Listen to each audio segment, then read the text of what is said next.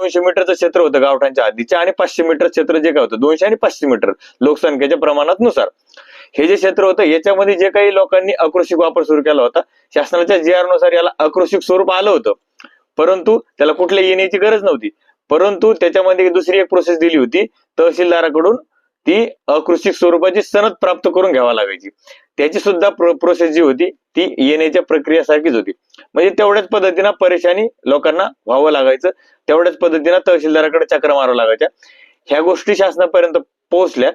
मग शासनाने काय केलं की ऑलरेडी जर 200 मीटरचा आणि 500 मीटरच्या हद्दीमध्ये किंवा शहराच्या मध्ये जे काही सर्वे नंबर गट नंबर कुठल्याही गट नंबर मध्ये सर्वे नंबर जर क्षेत्र असेल, सध्या ते भलेही नगरपालिका महानगरपालिका नगर परिषद किंवा ग्रामपंचायतच्या हद्दीमध्ये असेल किंवा गावठाणमध्ये असेल, परंतु असे जे क्षेत्राचं हे गुंठेवारी झाली नव्हती त्याच्यासाठी ही सनदची अट होती, अकृषिक स्वरूपाची सनद घ्यावा लागायची तहसीलदाराकडून.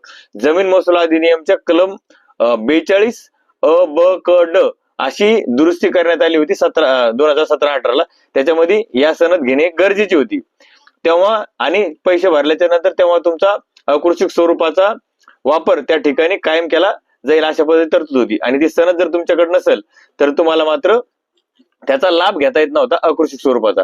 मग आता काय केलेलं आहे, जर ह्या दोन्ही प्रोसेस सेम होता त्या, ही गोष्ट महसूल मंत्री साहेबांकडे गेल्याच्या नंतर त्यांना कळलं की बाबा ही सुद्धा तेवढीच किचकट प्रक्रिया आहे, ही ठेवायची काय गरज आहे. जर ऑलरेडीच अकृषिक स्वरूपाचा वापर त्या ठिकाणी होत असेल तर सनदची अट ठेवायची कुठली आवश्यकता नाहीये.